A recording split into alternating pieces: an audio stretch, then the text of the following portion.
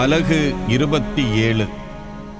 அந்நாளில் ஆண்டவர் தம் கொடிய பெரிய வலிமை மிகு வாளால் லிவியத்தான் என்னும் விரைந்தோடும் பாம்பை, அதாவது லிவியத்தான் என்னும் நெளிந்தோடும் பாம்பை தண்டிப்பார்.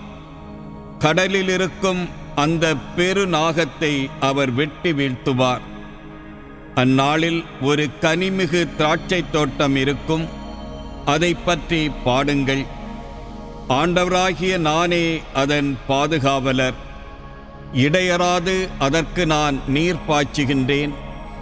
எவரும் அதற்கு தீங்கு விளைவிக்காதவாறு இரவும் பகலும் அதற்கு காவலாய் இருக்கின்றேன். சினம் என்னிடமில்லை. நெருஞ்சியும் முட்புதரும் எனக்கெதிராய் கிளம்பிடினும் அவற்றிற்கு எதிராய் நான் அணிவகுத்துச் சென்று அவற்றை ஒருங்கே நெருப்புக்கு இரையாக்குவேன். அவர்கள் என்னை புகலிடமாய் பற்றி கொள்ளட்டும். என்னோடு அவர்கள் ஒப்புரவு செய்து கொள்ளட்டும். என்னோடு அவர்கள் ஒப்புரவு செய்து கொள்ளட்டும். வருங்காலத்தில் யாக்கோபு வேரொன்றி நிற்பான், இஸ்ரவேல் பூத்து காய்ப்பான். உலகத்தையெல்லாம் கனிகளால் நிரப்புவான். அவனை அடித்து நொறுக்கியோரை ஆண்டவர் அடித்து நொறுக்கியது போல் அவனையும் அவர் அடித்து நொறுக்கியதுண்டோ? அவனை வெட்டி வீழ்த்தியோரை அவர் வெட்டி வீழ்த்தியது போல் அவனையும் அவர் வெட்டி வீழ்த்தியதுண்டோ? துரத்தி அடித்து வெளியேற்றி அவனோடு அவர் போராடினார். கீழை காற்றின் நாளில் சூறை காற்றால் அவனை தூக்கி எறிந்தார். ஆதலால் இதன் வாயிலாய் யாக்கோபின் குற்றத்திற்காக பாவக்கழுவாய் நிறைவேற்றப்படும். அவனது பாவம் அகற்றப்பட்டதன் முழு பயன் இதுவே.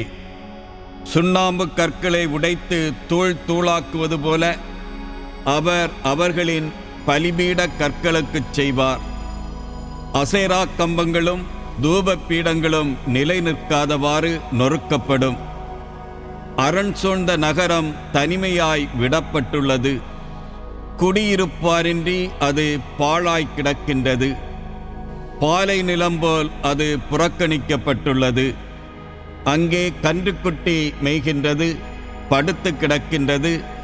அதில் தழைத்துள்ளவற்றை அது தின்று தீர்க்கின்றது. உலர்ந்த அதன் கிளைகள் முறிக்கப்படுகின்றன.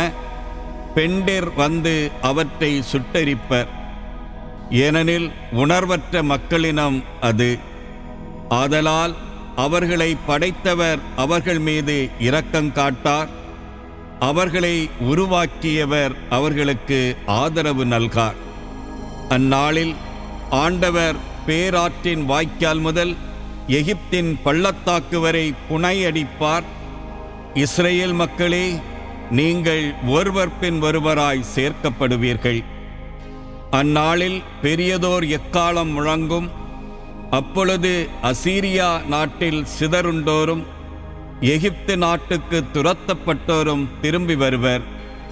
எருசலேமின் திருமலையில் அவர்கள் ஆண்டவரை வழிபடுவார்கள்.